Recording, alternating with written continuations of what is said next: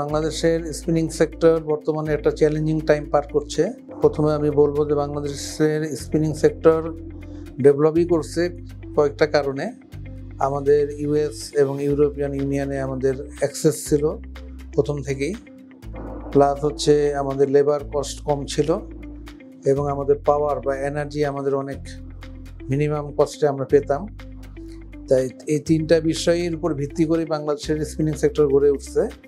কিন্তু বর্তমানে বলা যায় যে আমরা এই তিনটি সেগমেন্টেই খুব চ্যালেঞ্জিং টাইম পার করছি। বিশেষ করে আমাদের পাওয়ার ইন্টারাপশন হচ্ছে, গ্যাসের ক্রাইসিস আছে, মানে গ্যাস প্রেশার আমরা ঠিকমতো পাচ্ছি না। আমাদের কাঙ্ক্ষিত মাত্রায় আমাদের মেশিনপত্র জ্বালাতে পারতেছি না, এফিসিয়েন্সি কম হচ্ছে, কস্ট বেড়ে যাচ্ছে। তারপরে আমাদের যে ওয়ার্কারদের যে ব্যাপারটা, এটাও এখন অনেক আর্থসামাজিক প্রেক্ষাপটে অনেক বেড়ে গেছে। এখন আমাদের লেবার চিপ লেবার বলে যে বাংলাদেশের একটা ছিল, মূল্যায়ন ছিল, সেই অবস্থা তো নাই। এখন আমাদের ওয়ার্কারের ব্যাপারেও অনেক কমপ্লায়েন্স ইস্যু মেনটেন করতে হচ্ছে এবং আমরা সেটা করতেছি, এতেও আমাদের কস্ট বেড়ে গেছে। আর একটা হচ্ছে যে রিসেন্টলি যেটা ট্যারিফ, ইউএস ট্যারিফ, এটা যদিও এখনও ফাইনালি 35% বললেও এখনও নেগোসিয়েশন পর্যায়ে আছে, আমরা জানি না এটা কি হবে। তাই এই সব কিছু মিলে এই ট্যারিফ যদি না কমে এবং অন্যান্য ইস্যুগুলো তো আমাদের পলিসি সংক্রান্ত, বিশেষ করে গ্যাস ক্রাইসিস, আনইন্টারাপ্টেড পাওয়ার, তো এগুলো আমাদের গভর্নমেন্টের ইন্টারনাল। আর এক্সটার্নাল যেটা বললাম যে ট্যারিফের ব্যাপারটা, এটা সরকারকে এটা করতে হবে, যে কোনোভাবে হোক এটা আমাদের কমায় আনতে হবে।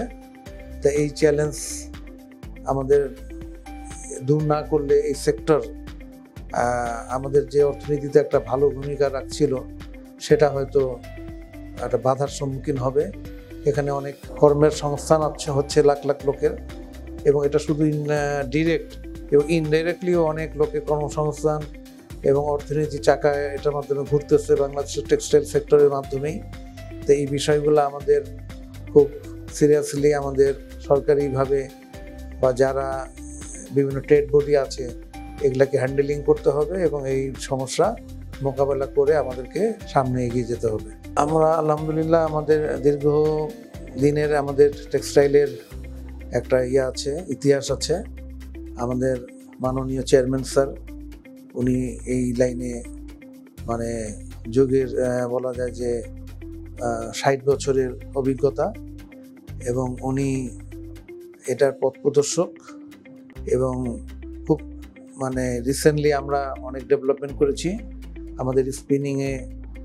আমরা ব্লেন্ডেড, যেটা এখন বর্তমানে বলতেছে যে ভ্যালু অ্যাডের জন্য বা প্রোডাক্ট ডাইভার্সিফিকেশনের জন্য যেটা দরকার, সেখানে আমরা বিপুল বিনিয়োগ করেছি। এবং এটাও এখানে আমাদের যে কোনো ধরনের সুতা আমরা তৈরি করতে পারতেছি, এবং আমাদের বিশেষত আমরা যে কোনো ধরনের ফাইবার ব্যবহার করে সুতা তৈরি করতে পারতেছি। এবং আমাদের কাউন্ট রেঞ্জ সম্ভবত আমরা এই সর্বোচ্চ 20 কাউন্ট থেকে 140 কাউন্ট পর্যন্ত আমরা রিংয়ে বানাচ্ছি, এবং ওপেন এন্ডে 6 কাউন্ট থেকে আমাদের 30 কাউন্ট পর্যন্ত আমরা বানাচ্ছি। তা মার্কেটে আমাদের ভালো অবস্থান আছে, আমাদের সুনাম আছে। তা আমরা বিশেষ করে আমাদের পরবর্তীতে যেগুলি ওভেন ফ্যাব্রিক হয়েছে, ডাইং হয়েছে, এগুলিও মার্কেটে ভালো অবস্থান তৈরি করেছে, এবং আমরা আশাবাদী যে সামনে আমরা আরও ভালো ভূমিকা রাখতে পারবো। বর্তমান প্রেক্ষাপটে খুবই চ্যালেঞ্জিং অবস্থায় আছি। আমাদের যে কস্টিং পড়তেছে সেটা কভার করতে পারতেছে না। নানান ধরনের এক হচ্ছে পাওয়ার ক্রাইসিস, যেটা বললাম, পাওয়ারের যে কস্ট বর্তমানে যেটা করা হয়েছে, এটা আসলে আমাদের বর্তমান জন্য ফিজিবল না, হাই কস্ট পাওয়ার। হ্যাঁ, এবং এই হাই কস্ট থাকার পরেও আমরা আনইন্টারাপ্টেড পাওয়ার পাচ্ছি না, সেটা গ্যাস হোক আর বিদ্যুৎ হোক। এক হচ্ছে প্রাইস বেশি, প্লাস হচ্ছে আনইন্টারাপ্টেড পাচ্ছি না।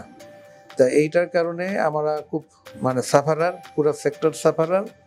তারপরে এখন স্পিনিং সেক্টর বিশেষ করে অনেক বলা যায় যে একটা লেবারিজের জব, এখানে ওয়ার্কারের মানে টার্ন আউটটাও বেশি হচ্ছে ইদানিং দেখা যাচ্ছে, যে তারা মানে এই লেবারিয়ার জব করার ব্যাপারে অনেকে তারা ট্রাক চেঞ্জ করতেছে, এটাও একটা আমাদের জন্য চ্যালেঞ্জ। তা আশার কথা যে আমরা অটোমেশনের দিকে যাচ্ছি, ম্যান পাওয়ার কমানোর এখানে একটা ভূমিকা আছে, অটোমেশনের দিকে যাওয়া হচ্ছে, এবং আমরা প্রোডাক্ট ডাইভার্সিফিকেশনের দিকে যাচ্ছি। যে জিনিসগুলো আগে নর্মাল সুতা তৈরি করা হতো কটন দিয়ে, সেটা থেকে আমরা বেরিয়ে এসে ব্লেন্ডেড এবং বর্তমানে যে টেক্সটাইল ওয়ার্ল্ড টেক্সটাইল সেক্টরে যে ম্যানমেড ফাইবারের যে একটা আধিক্য আছে, সেই সেক্টরটাকে আমরা এই অপরচুনিটিটাকে কাজে লাগাতে চাচ্ছি।